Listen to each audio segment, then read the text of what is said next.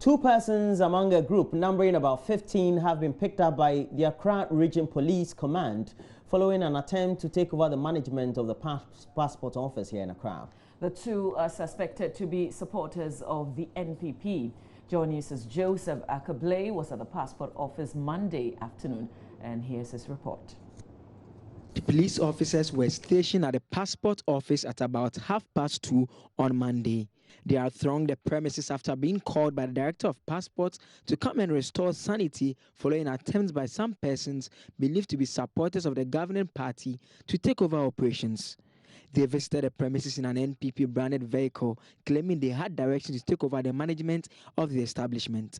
Director of Passport Alexander Grant in Thorakwa explains what he noticed once the unidentified persons arrived at the premises. So I was standing by the window monitoring what was going on at the security and then at the entrance. And then I saw 3 vehicles enter. I realized they were having a confrontation with the security personnel at the gate. They did all come out of their vehicles and they were engaging them in a scuffle. And in the process, I saw one of them heckling the security officer and then pushed him out of the main entrance and pushed him out to the street. And then I overheard them saying that they've taken over. Personnel of the police service left with 2 persons belonging to the group as they seek to engage them further. Despite work being affected on Monday, the director of passport assures work will continue on Tuesday until they receive official communication indicating a change in management of the facility. Well, for us, we are civil servants or public servants for that matter, and we are bound by the law of the country to be here working 24 hours, if anything, from morning till evening, 5 o'clock. So we will come and work and make sure we attend to the public as we've always been doing. Meanwhile, tension is mounting in the slum community of Agbogbloshie here in Accra as violence between MPP and NDCC forces calls of residents to desert the community also following. Violence broke out last Saturday, January 7, when President Akufo-Addo was sworn in as NPP. Youth sought to avenge their loss when the NDC won the 2008 elections. John News' Justice Beidou has been to the community and sent us this report. Old Fadama, Ghana's largest slum, home to more than 80,000 people, but now a community on the brink. Political violence has been simmering here since President Nana Akufo-Addo was declared winner of last December's election. And on January 7, when Mr. Akufo-Addo was inaugurated, the clashes flared up. NPP youth demanding revenge for atrocities against them when the NDC won in 2008. Since 2008, they have sacked us in this market to go north. So we are not here again. And now we come back, they collect our assets, toilet, shower, and then rooms, they collect all NDC people.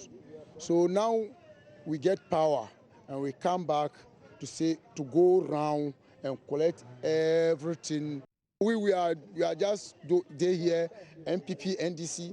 So the time where they declare it and they're just cutting MPP people, but you have already know it. And they kill our brothers here. Belongs to the police station. Our brothers, they kill them there. What this camera won't tell you is the sheer level of tension that is currently building up here. On the surface, this looks like just a fight between the NPP and then the NDC. But what I've also learned is that this is just a case of settling old scores based on long-standing tribal differences between the major ethnic groups that live here. We know it's about the chieftaincy problems. We know. But, you know, when it goes to higher this thing, people want to do it like it's political this thing, and it's like that.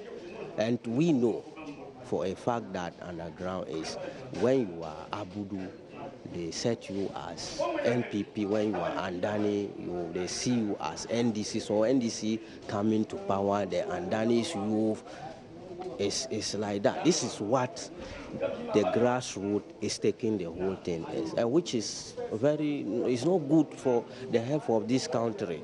In 2009, the last time transition-related violence happened here, many fled. scores were killed, but none of the perpetrators were successfully prosecuted. But this time, how is this new tension affecting the lives of ordinary people? This 45-year-old man asked me to hide his identity before agreeing to speak to me. He's been living in Old Fadama for more than 10 years, but now fears for his life. People are living in fear. And it's like they will want to fight back if they are attacked. And you never can tell how it will spill over to other people, innocent people. And that is why we think it's serious. For example, if any fight breaks up around where I am now, you never can tell where a stray bullet or whatever can go. The party foot soldiers are storing up today's trouble for a possible explosion in the future. Old Fadama's woes is just an example of how the inability of Ghana's security to deal with political violence has spilled over. Justice Beidou, Joy News, Old Fadama. Meanwhile, up north, some irate youth in Tamale, believed to be supporters of the MPP, Monday morning locked up the offices of the Tamale Metropolitan Youth Employment Agency and the National Disaster Management Office in Sandarugu District, demanding that staff of the two institutions vacate their offices so members of their party could take over. The head of the Youth Employment Agency has been speaking to our northern regional correspondents. This morning, when I wake up and then prepare to go to office, I went to my office and it was locked down. So, and prior to that, last night, I already picked an information that a youth that is preparing to go and lock down my office, and they are an MPP youth, which I know, went this morning and actually locked the office. Have you reported the incident to the police? I have done that. What has been their response? Yet, they have not given me any response. But I know I have done that officially. I've written to them and I've copied everybody which is supposed to be attached to this. All my staff have been chased away. And I believe, even if we were around at that time, something different could have happened. Because when you go there to see the six that they went with, my brother, is serious. And our institution now is a public institution governed by law because it was passed in Parliament 2016, Act 887. And even before that, we belong to a public service union. And currently we have our regional representative in Tamale here. And I'm the regional treasurer for the group. So I'm surprised that any youth could have just got up and think that he deserves the right to go and lock down a public institution. So we are appealing to the, at least, people who belong to this matter to wake up and fight for this because it's a public institution. And the number of people killed when a vehicle ran into a crowd of jubilant children celebrating the inauguration of President Akufo-Addo now stands at 3. The vehicle ran into the crowd at Serebuoso in the Ashanti region on Saturday, killing one child on the spot. 2 others died later at Komfo-Anokye Teaching Hospital. 38-year-old Efia Konedo's child is one of 11 on admission, but said to be in a critical condition. That's Saturday. Anna, Nana Diana Bayano. Tonight I say, Omoju money, no more fidi. The man of Pano, me banner and piano, I saw me back at home and I made me drummer. Tibo bear 18 and you may 18. Na, Nimpabwat and Cope bit a toman. Me told Pabwan man and say, Mummy Uncle Maria. Last Saturday during the inauguration, they were having fun here with music. So my child was with me while I worked. I later told my child to join me watch TV, but he said no. I left them to watch TV not far from where they were. Suddenly, I heard the music stop. Now, we are almost say, Cabina, I bet you found Crasso. And I say, hey, see, I cry me by me tomb of one man, or me and Covetti was the debut or call. And yet, Mr. Manum dimly cut a coy. To me, quite a ban of car, no account, no she can't say. Now, you not to a horse. Now, me and I'm say, and I'm going to flame more fire, and you will be a So I asked if the jubilation was over, but was told the car has run into the crowd. I rushed there and found my child under the car. We rushed here, and he is in critical condition. I need help.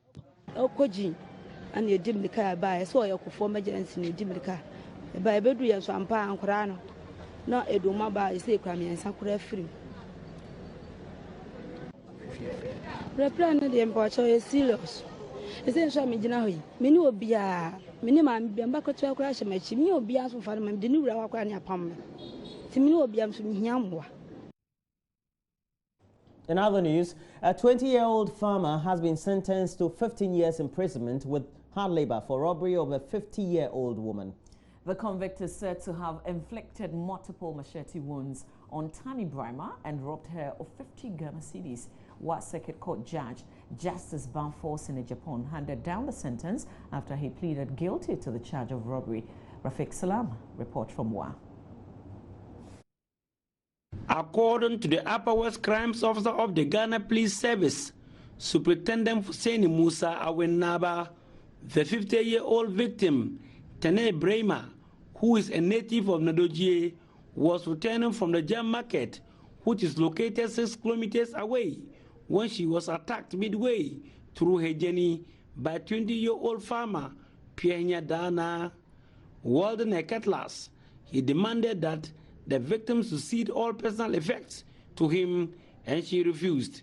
He unleashed the cutlass on her, inflicting her with multiple wounds and robbed her of 50 Ghana cedis.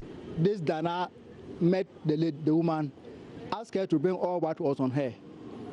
The woman was resisting, so she inflicted severe cutlass wounds on the woman and took an amount of 50 Ghana cedis from her. Then went into hiding. The woman was able to make him up. On the 27th of December last year, the woman was discharged from hospital, and he led police to the arrest of the accused person. He was, however, arraigned before the Circuit Court today, presided over by his Honor Justice Banforce Ajapong, charged with the offense of robbery. He pleaded guilty to the charge and was sentenced to 15 years imprisonment in hard labor. Reporting for Joy News, Rafik Salam. Wa.